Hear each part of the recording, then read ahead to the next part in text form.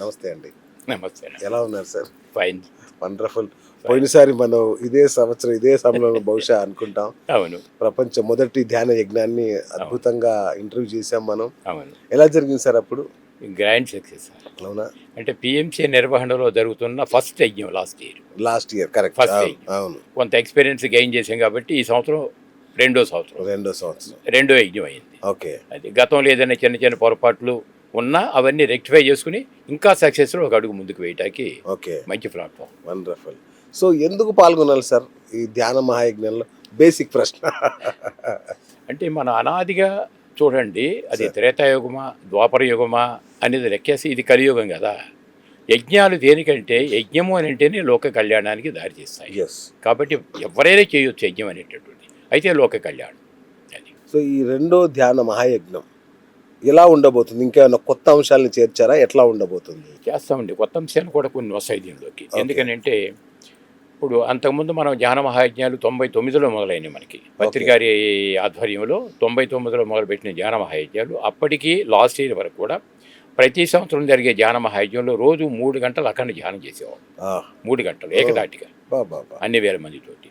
Last year PMC నిర్వహణలో జరిగినటువంటి మొట్టమొదటి ధ్యాన మహాయజ్ఞంలో ఒక కొత్తతనం కావాలనిపించింది. ఏమిటంటే పేరే టైటిల్లో ధ్యాన అనేది ఇమిడి ఉంది. ధ్యాన మహాయజ్ఞం. కాబట్టి ధ్యానానికి పెద్దపీట వేయాలి. ఎప్పుడైతే ధ్యానానికి పెద్దపీట వేస్తామో అది మొత్తం అటు లోక కళ్యాణానికి ఉపయోగపడాలి, బట్ మానవుడికి గ్రోత్కి ఉపయోగపడాలి. అట్లా అనుకుని ఉదయం 3 గంటలతో పాటు సాయంత్రం 3 గంటలు కూడా అక్కడి ధ్యానం పెట్టాం. కొన్ని వేల మంది కూర్చుని 6 గంటల సేపు అక్కడి ధ్యానం చేయగలిగితే ఆ ధ్యానం ద్వారా వచ్చేటటువంటి శక్తి తరంగాలు యూనివర్సల్ పీస్కి ఎలా ఉపయోగపడతాయి. అది లోతైన సైన్స్. బట్ యూనివర్సల్ పీస్కి ఉపయోగపడుతుంది బ్రహ్మాండంగా. ఫిజికల్గా మనం ఉన్నాం కాబట్టి భౌతికంగా మనం కూర్చుని యజ్ఞాలు యాగాలు ఎప్పుడైతే నిర్వర్తిస్తామో ఈ యజ్ఞం నుంచి ఒక విధమైన వైబ్రేషన్ క్రియేట్ అవుతాయి. ఓకే. శక్తి తరంగాలు అంటాం. ఈ శక్తి తరంగాలను కూడా నేచర్ స్పిరిట్స్ అంటాం, ప్రకృతి దేవతలు.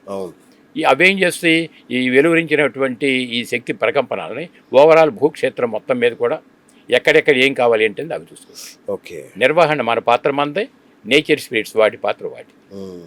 అది లోతుకి వెళ్తే కానీ అర్థం కాదు. కొన్ని చాలా తెలియాలి సార్. అంటే ఈ ధ్యానం వల్ల వ్యక్తి సంస్కరించబడతారా లేదంటే సమాజం సంస్కరించబడుతుందా? ధ్యానం రెగ్యులర్గా చేయటం వల్ల అంటే ఫస్ట్ స్టూడెంట్ లైఫ్ వద్దాం సార్. ఎందుకంటే వివేకానందాన్ని మనం తలుచుకోగలిగినట్లయితే ఫస్ట్ యూత్కి పెద్దపీట వేశారు. ఓకే. ఆ రోజు కానీ ఈ రోజు కానీ మనం కూడా యూత్కి పెద్దపీట వేయాల్సిన ఆవశ్యకత ఎంత అంతే కదా. యూత్ పరీక్షలు రాసేయాలనే టెన్షనే, ర్యాంక్ వస్తా రాదా టెన్షనే, ఉద్యోగం వస్తుందా రాదా టెన్షనే, ప్రతి దానికి టెన్షన్స్ ఎక్కువ అవుతున్నాయి. Correct sir. ధ్యానం రెగ్యులర్గా చేయడం ద్వారా ఏమవుతుందంటే స్ట్రెస్ రిలీజ్ అవుతుంది. ఫస్ట్ ఎంత మానసిక ఒత్తిడి ఉన్నప్పటికీ కూడా దాని నుంచి బయటకు వచ్చేస్తాం. స్ట్రెస్ ఎప్పుడైతే రిలీజ్ అవుతుందో వర్క్ ఎఫిషియన్సీ ఇంప్రూవ్ అవుతుంది. పనిలో నైపుణ్యం పెరిగితే రిజల్ట్ పెరకేమవుతుంది. నిజంగా చాలా మంది ఏమనుకుంటారు సార్, గురూజీ ధ్యానం అంటే ముసలోళ్ళు అయ్యాక చేసుకునేది అనే దానిలోనే ఉంటారు అందరు. అది సామాజిక పరమైన ఒరవడే తప్ప యథార్థం అది కాదు.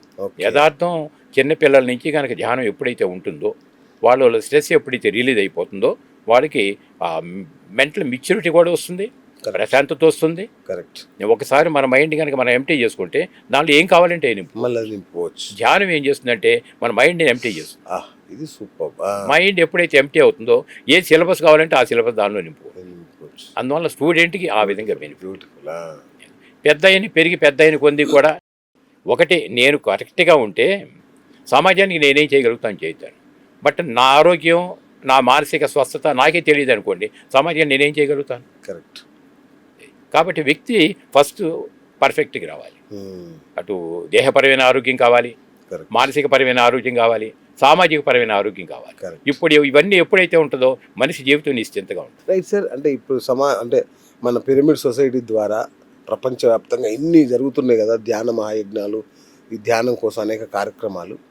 ఒక వ్యక్తిలో వచ్చిన మార్పు సమాజం మీద అత్యధికంగా ప్రభావం చూపించిన సందర్భాలు ఏమైనా ఉన్నాయా సార్? అలాంటి ఉదాహరణలు ఏమైనా ఉన్నాయా? మనకు అనాదిగా మనం చూసుకుంటే మహానుభావులంతా భూప్రపంచం మీద ఎందుకు జన్మలు తీసుకుంటున్నారు? ఆది శంకరాచార్య కావచ్చు, జీసస్ కావచ్చు, బుద్ధుడు కావచ్చు, కృష్ణ కావచ్చు, వీళ్ళంతా ఎందుకు జన్మ తీసుకున్నారంటే దేశ కాలమాన పరిస్థితుల్లో ఎప్పటికీ ఏ జ్ఞానాన్ని ఏ విధంగా అందించాలి అనేది మహానుభావులకి ఉంటుంది. ఓకే. ఆ ప్రకారంగా వాళ్ళ పర్పస్ ఆఫ్ లైఫ్ ఫుల్ఫిల్ చేసుకోవటానికి వాళ్ళు భూప్రపంచం మీదకి వస్తారు. ఓకే. ఆ జ్ఞానాన్ని సామాజిక స్థితికి వాళ్ళు వెచ్చిస్తారు. ఓకే. అందుకోగలిగిన వాడికి అందుకున్నంత. సార్ ఇప్పుడు మన ప్రపంచంలో ఉన్నది ఏంటి? యుద్ధాలు, హింస, ఒత్తిడి, ఇవే 3. ఈ మూడిటిని ధ్యానం ద్వారా పరిష్కరించవచ్చా సార్? ప్రపంచ శాంతికి ధ్యానం ఉపయోగపడుతుందా? ఇక్కడ కొద్దిగా టు బి ఫ్రాంక్ నేను కొద్దిగా ఓపెన్గా మాట్లాడాలి. ప్లీజ్. ఎందుకంటే ఇప్పుడు సమాజానికి అవసరం కూడా. ఎగ్జాక్ట్లీ. ఎందుకనంటే ఇప్పుడు మనం ఇక్కడ కూర్చొని మాట్లాడుతున్నాం.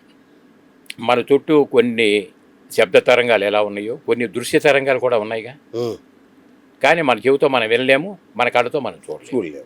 ఉదాహరణ ఇంట్లో టీవీ ఆన్ చేస్తాం. ఈటీవీ అంటే ఈటీవీ పిక్చర్స్ వస్తున్నాయి, ఈటీవీ డైలాగులు వస్తున్నాయి.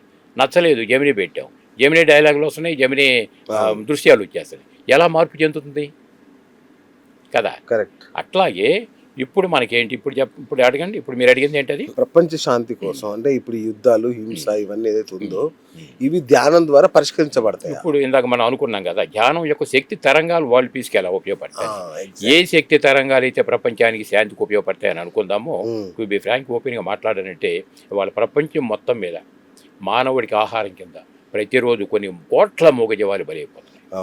అది కోడ మేక కాసేపు పక్కన పెడితే కత్తి మెడ మీద పెట్టేసరికి ప్రతి ప్రాణికి భయం అంటూ ఒకటి ఉంది కదా. ఈ భయం ఏమవుతుందంటే ఆ భయం అనేటువంటి ఒక విధమైన వైబ్రేషన్ క్రియేట్ చేస్తాయి. ఓకే. అది కోడ మేక కాదు, ప్రాణ భయంతో గిలగిలలాడేటప్పుడు ఆ భయం అనేటటువంటి ప్రకంపనలు రిలీజ్ అవుతాయి. రైట్. ఆ రిలీజ్ అయినటువంటి ప్రకంపనలు వాళ్ళ ప్రపంచవ్యాప్తం చుట్టుముట్టుంది. ఇవాళ టు బి ఫ్రాంక్ మనం ఓపెన్గా మాట్లాడాలంటే చిన్నపిల్లవాడి దగ్గర నుంచి వృద్ధాప్యం వచ్చి చనిపోయేదాకా నేను నిర్భయంగా ఉన్నాను నేను ఎంతమంది చెప్పగలుగుతారు? గుండెలు మేచి చేస్తాను చెప్పనండి. కష్టం. ఏ స్థాయికి ఆ స్థాయి ఎవరికి ఉండే భయాలు వాళ్ళు ఉన్నాయి. ఎందుకు ఇంత భయానికి లోనవుతున్నాం చెప్పండి?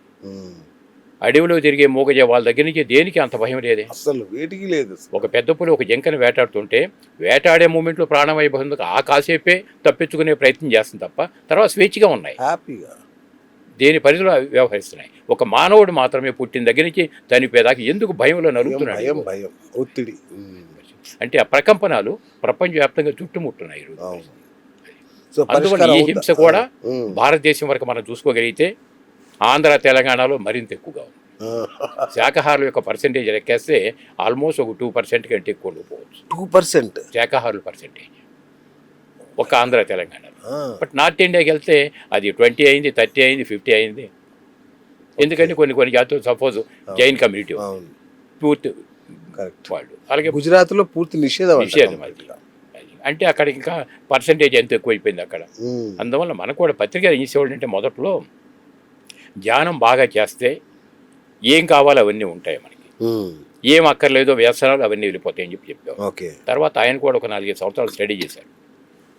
స్టడీ చేసిన తర్వాత ఏమన్నారంటే చిన్న డైలాగు, నువ్వు ధ్యానం చేయకపోతే మాని ముందు హింస నుంచి బయటపడాలని చెప్పాను. అంటే ఇక్కడ మానవుడికి 3 రకాలు ఉన్నాయి. కింద దిగదారితే రాక్షసత్వం, మిడిల్లో మానవత్వం, ఎదిగితే దైవత్వం. ఈ 3 స్టెప్స్. రాక్షసత్వంలో నుంచి మానవత్వంలోకి రాగలిగితే సగటు మానవుడిగా జీవించేది. మానవత్వం కావాలా వద్దా మనకి? సగటు మానవుడిగా జీవించి తీసుకొస్తే ధ్యానం ద్వారా నీలో అంతర్గతమైన దైవత్వాన్ని ఎలా అనుభూతి చెందుతావు సెకండ్ పార్ట్. అది అందువల్ల హింస నుంచి బయటికి రావాలి.